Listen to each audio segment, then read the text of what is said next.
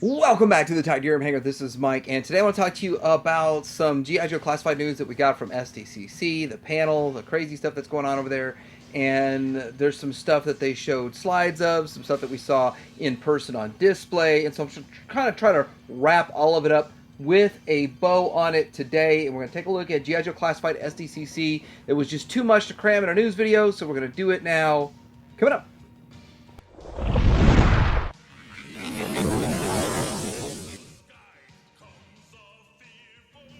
Okay, so first off, I want to start off by showing some stuff they have on display. So these are going to be some repaints. This is the G.I. Joe Classified Series Tiger Force Flint and the Python Patrol Ninja. And so with that, just kind of showcasing those. So they did kind of start out showing these off in their display, which is pretty cool. And recolor repaints are nothing new to G.I. Joe Classified. I think the last reveal now, we're jumping all the way to the last reveal. We're going to talk about the middle coming up, but we have Junkyard and Mutt. So Mutt and Junkyard looking really good. I love the greens. I love pretty much everything about this. It looks fantastic. And so with that very classic but a modernized take and a lot more detail than what we got on vintage figures or even the 25th anniversary. So I think they're doing this justice, and getting another 1/12 scale animal is really awesome. They actually had the Crimson Strike team on display, which is just repaints of Tomac, Zaymot, and the Baroness, but looks really cool in the red. And of course, if you're interested in this, definitely going to be picking that up. That looks really awesome. This is the Retro Firefly. So again, I'm not sure about the packaging on this one, whether it's going to be in with a card back and a bubble, or if it's just going to be standard packaging. So looking forward to seeing how that works out. Then we've got a good one here with Tunnel Rat, and they got him on display. And then we have the Crimson. So this is the Python Patrol Crimson Guard, which looks great. And yeah, the controversy, he doesn't have crimson. He's got some crimson outlines on him, so that'll work. We've got the female version of the Cobra Trooper, or Cobra Officer, one or the other. So sort of exciting. Some people are really excited about it. Some of them are even passing on it, but it's cool to see it in action.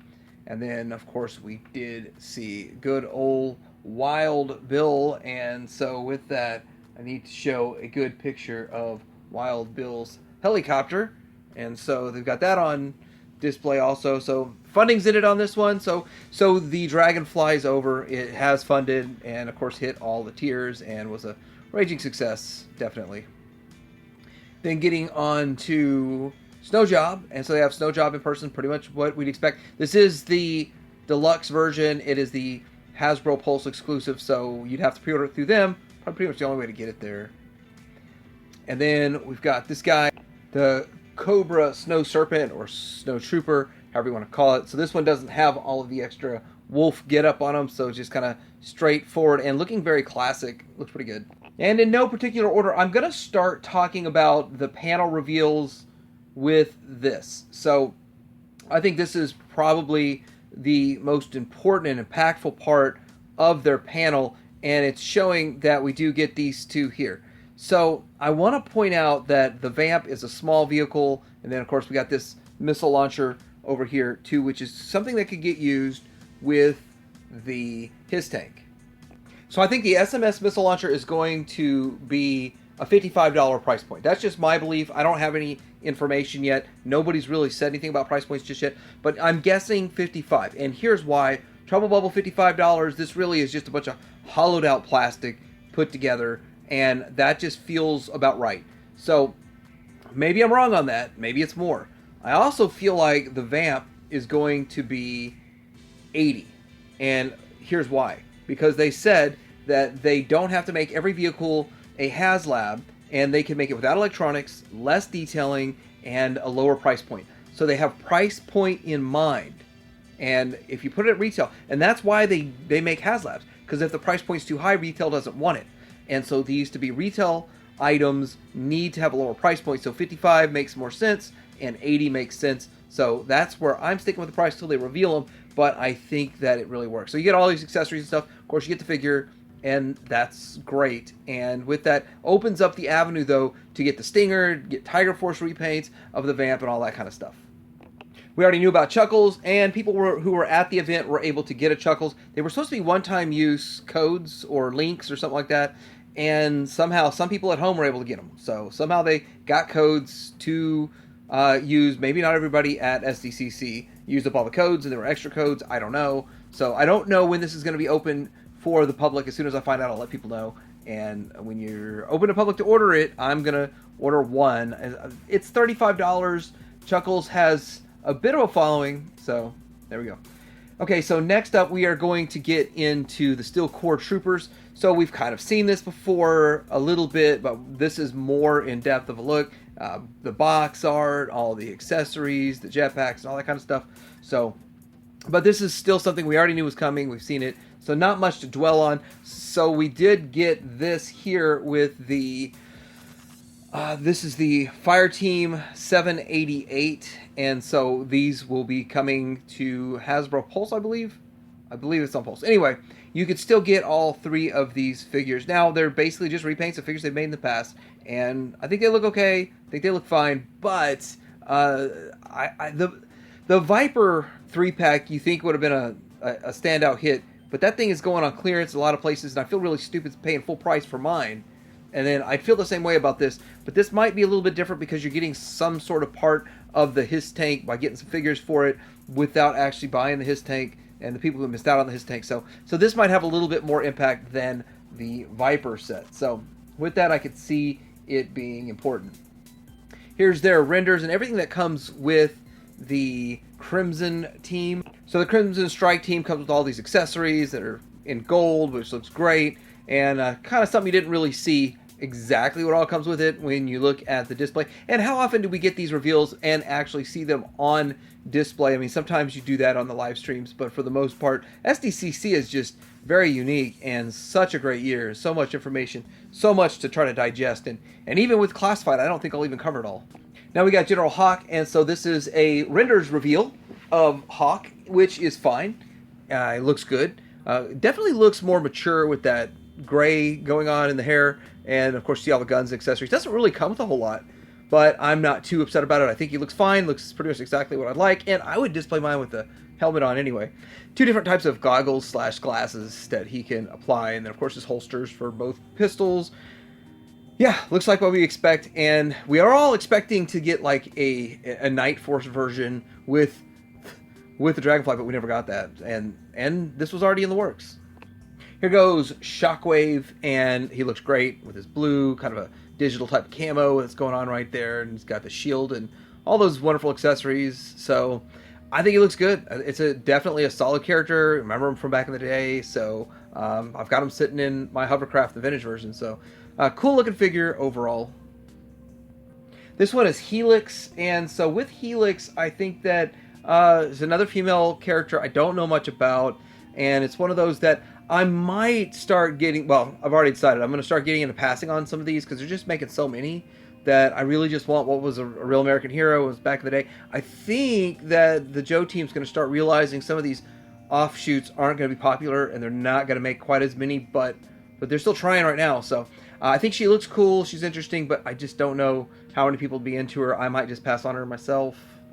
Okay, so now we're getting into Ripper, Dreadnought. So the Dreadnoughts are awesome, and I'm so glad we're finishing the team. So from the digital reveals and the name-only reveals, we've got the main Dreadnoughts, and of course they're going to go deeper and deeper on that. But looking great, got all the classic accessories, but of course enhanced and upgraded. And just look at that chain on his belt. That's awesome. Just a great-looking figure, pretty much exactly what I would have expected. And here we go with Buzzer. Yeah, we got Buzzer going on right there. And he's got all the classic accessories and then some. So adding on an additional knife and gun and accessories like that. So he does look great. He's got his glasses. I don't think they're removable. And of course he'll have his ponytail and all that. So I think he looks cool, looks awesome, looks great. Just feels really good to get this team done and put back together in the Classified line. So we do have the Python Patrol version of Copperhead. So we've just gotten the Copperhead in hand. I mean, I just got mine like last week or something. So now we're getting the Python Patrol version, which is fine with me.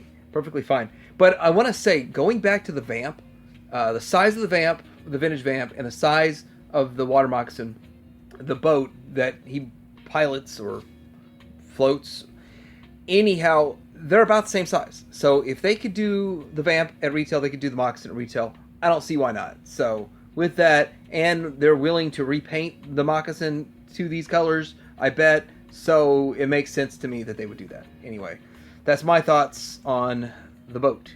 The boat, especially with Fortnite having that boat out. I mean, it's $14 at Ollie's right now, but you know, Fortnite's got a boat out that's at the right scale. Okay, so we've got the Python Patrol Officer, which looks good, and get another shot at the officer. Fine with me. I don't have any problem with these repaints at all whatsoever. And I probably would be into them because they were in the original Real American Hero line. And then we got Tripwire, who's another deluxe figure, which is going to be coming with a whole lot of stuff, and that's why he's more expensive. You know, it's funny, too, because when you look at the vintage Tripwire, it's like he's got a backpack, he's got some mines, he's got that accessory. It's not like he's come with a whole lot, really. And then they're like, well, let's just make this dude a huge, massive deluxe figure. So that's what they chose to do, so you got to pay the $35 to get him. But he is up for pre-order. I think he's up for pre-order right now on Hasbro Pulse, and most of the stuff will be up on Pulse, and then I don't know about where any exclusive will be exclusive. As they start rolling out pre-orders, we'll find all that stuff out. But pretty interesting to see this guy. I really don't feel like the character warrants $35 though. I really feel like he's barely the $25 one. And yeah, you add a bunch of stuff to it. So I mean, other people might disagree with me though. So I just feel like in my mind, I'm like, $35 for him just doesn't feel right. But there it is with all the stuff that he's included with. You're paying for the plastic on this one. Lastly, we're getting into the name-only reveals, and then I got one more little thing I want to throw in after this, too. So, we've got Torch to finish out the Dreadnoughts, which is fantastic, and it's perfect. And in fact, to reveal all of these kind of in one sitting, to just say, they feel good, they're all coming soon, they're all in the works, and so you got your Dreadnought team going on. Love that. They started out with basically Zartan and his family, his brother and his sister. I wonder when Xandar is coming out. So I know we got Zarana, but I wonder what about Xandar. Anyhow, then we move into the Retro Duke. Now, this brings up a lot of questions. And I am excited that we're getting a Retro Duke, but I'm guessing that the first mold, the first Duke, will never get made again. That's just my guess. And so, yeah, they made them in Tiger Force and all this other stuff. But will we see the Retro Duke get made into Tiger Force and these other things? I mean, there's a lot of questions. Or are they just going to piece together, you know, parts, body parts from other characters and just a new head sculpt? So it'll be really interesting to see how it comes out. But name-only reveals we don't get to see. We got a Retro Scarlet, which we already knew was coming. We've seen the body of that already on the HasLab Glinda figure. So obviously that's coming, and it'll look great, I'm sure. It'll look like Glinda with the right colors, you know, and then, of course, redhead instead of blonde, but... And then moving into Jinx, which is a great character, phenomenal character from the G.I. Joe movie. If you have not seen the G.I. Joe movie, well, I'm sure we all have. So anyway, great that they're making her. So I think this lineup's really good for name-only reveals. Can't wait to see what they look like. And lastly, Sdcc showed this archive of Hasbro. It's a Hasbro archive, and they showed a whole mask collection set up. They also had a Terradrome set up. So I am starting to be curious about whether or not they're going to do like the Matt Tracker, which would be great. Are they going to use Classified to do offshoots like a mask team, a whole Kidder mask team? Could they do a Centurions team? Could they do other things like that in there? I would love to see it. I'm just curious if that's something that they would do. Also with it, because we did see like what was going on with the Marvel team and the Crystar, would they do Visionaries?